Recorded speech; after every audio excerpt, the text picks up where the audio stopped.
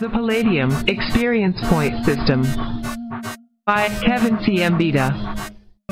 Except in specially devised scenarios and tournaments, there is no winner in a role-playing game.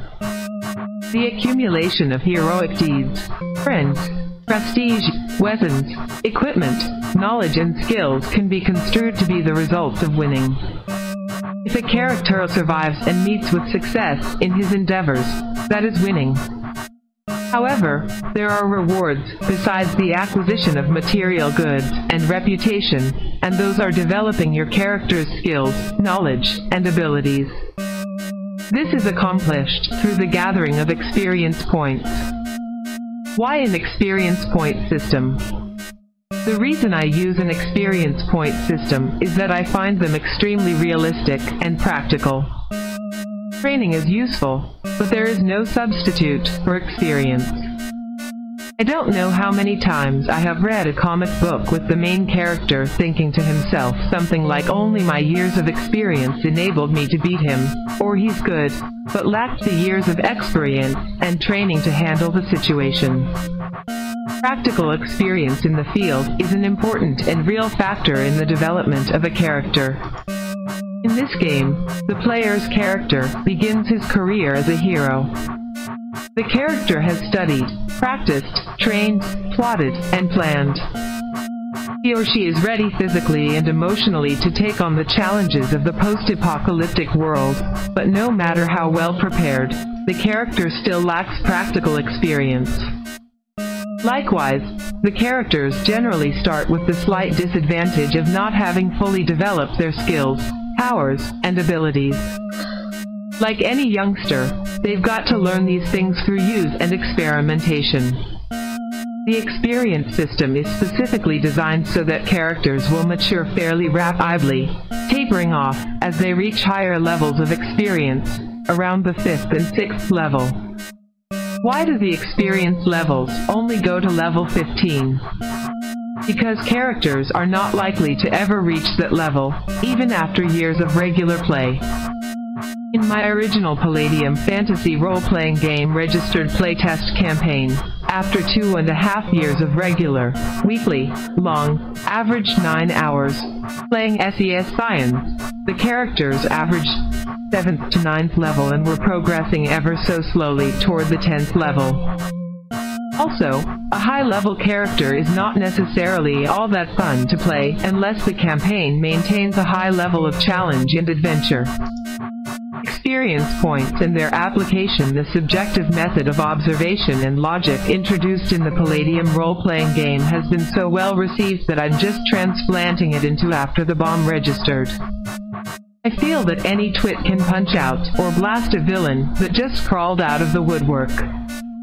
Most experience systems concentrate on the kill factor, but what about the thought process? What about the decisions, plans, or motives behind a particular action? Shouldn't cleverness and a cool head count? Aren't these the true ingredients of good role-playing? When a brilliant medical student plays a character with an IQ of 4, and staying firmly in character, saying and doing things as the character would, even though he realizes the stupidity as a player, shouldn't he get experience for playing in character? Hell, yes. The experience point SYSTEM should be just as flexible and subjective as most of the other role-playing rules. Each player's character involved in a given situation / confrontation should receive the appropriate experience points. The Game Master should make a list of his players at the beginning of the game, and jot down each player's experience points as they gather them throughout the game. At the end of the Game Master totals each player's points and gives them the total so that they can keep track of their growing experience and skills. The difficulty with this system of determining experience points is subjectivity. The Game Master must utilize the preceding experience outline with some thought. Example, 8 third-level heroes brimming with animal powers and armed to the teeth, attack and subdue one, lone, 5th-level bandit. The 8 players should receive experience points for subduing a minor menace. After all, The poor guy didn't have a chance, and presented no real threat to the characters. However, if one or two first or second level characters subdued or killed the same bandit, they should receive experience for subduing a major or even a great menace, because the threat and ingenuity involved is much greater. I have found this method stimulates imaginative playing instead of promoting slash and kill. Game masters, don't be Santa Claus heaping wonderful amounts of experience points. Be fair and tolerant. Let your players truly earn their experience points, growing in skill, knowledge, and power. If you have a group of players rising rapidly in experience levels, you will know it's because they are clever and imaginative players. And that's what this game is all about. Character experience levels. A character involved in an adventure gains experience points for his thoughts, actions, and deeds. As these experience points accumulate, the character will reach new plateaus indicating his continual growth, development, and mastery over his powers and skills. Each time a player's character accumulates enough experience points to reach the next level of experience, their skills increase accordingly. In some instances, their powers also increase in range, duration, power, splash damage, and scope. Example, when a first-level mutant animal has accumulated 1,951 X experience points, he has attained the second level. All his skills become the second level, meaning that he can perform them at a higher level of proficiency. A clever plan, a quick attack, all earn experience points. The more experience points a character receives, the higher the level he attains, and the greater his abilities. Players, be certain to keep a careful record of the experience given to you at the end of each game. When a character attains Step 4. Building mutants with Bio-E. Bio-E points, growth level stats, human attributes, psionics, special abilities. Okay, Bio-E, biological energy points. Characters created from animals go through some kind of biological transformation.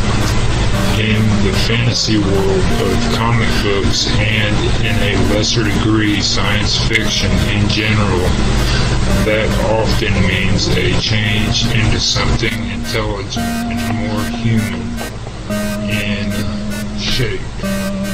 Of course, that kind of thing just does not happen in the real world. Real mutations almost always result in death or disfigurement. But in fantasy, the effects are usually good, or at least interesting and dramatic.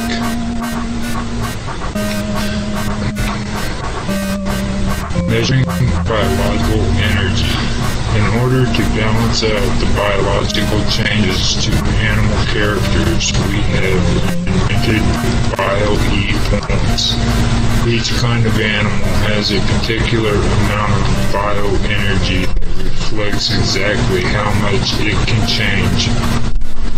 Bio-E does not directly reflect the size or power of the animal. In fact, it's just the opposite. The more powerful the original animal, the fewer points of bioenergy it has. The reasons for this are simple. Someone rolling up, for example, a bear would be at an immediate great physical advantage compared to someone rolling a mouse. However, to equalize things, the bear has less bioenergy, Bio-E points, than the mouse. After all, a grizzly bear doesn't need much Bio-E because it's already a large and incredibly powerful creature. That having been said, such animals can usually select certain negative abilities/penalties that give them BioE to spend on other things like special abilities. The exact number of BioE points is indicated in each animal's description in the animal section. Players can build their character by using their BioE on any of the following: growth steps, human attributes, appearance, human and other options, psionics, special abilities. Note: players should spend all their BioE points. BioE not used up in the creation of the character are permanently lost and cannot be used at a later date to buy any individual powers, abilities, or mutations. Growth levels, steps. Animals undergoing their transformation into intelligence will probably change in size as well. The very smallest animal, like the mouse or turtle, will either have to grow or suffer severe mental penalties due to their small size. By the same token, very large creatures will have to sacrifice some of their natural size and strength in order to gain human features or special abilities. The size of the animal character is measured in growth steps. Each animal's original size level is listed by growth costs of 5 BioE. Characters can also gain BioE points by giving up growth steps. For each growth step given up, the character gains 5 BioE points. The BioE points can be applied to other changes, powers, and abilities found in the animal descriptions. BioE points cannot be kept and used later, sold, or given, or traded to another character. Growth step, example 1, increasing size. Assume that you have rolled up a size level 1 creature, a mouse. Playing a creature that small has many disadvantages, especially the penalties of -8 in IQ, -12 in PS, and -4 in PE. Fortunately, you can change the character's growth level. By spending 25 points of BioE, the character can be raised to a size level 6, roughly 75 pounds, or 34 kilograms, and 3 feet, or 9 millimeters, or so tall. At level 6, the character has no penalties whatsoever. Of course, you can continue to spend BioE points and make the mutant mouse even larger and even gain attribute bonuses. All it takes is 5 points of BioE per level to increase. Growth step, example 2. Decreasing size. Suppose that you've rolled up a mouse character. If you check the animal section, you'll see that for the moose character.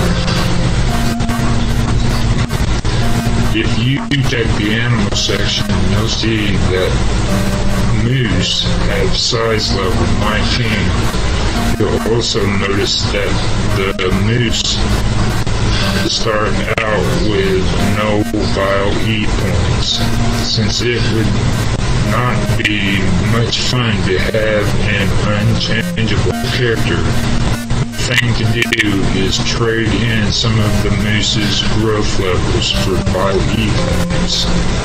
Let's reduce the moose's size by 6 levels down to size 13. He's still a bulky 350 pounds, 157 kg of muscle and stamina, 6 to 7 feet, 1.8 to 2.1 m tall.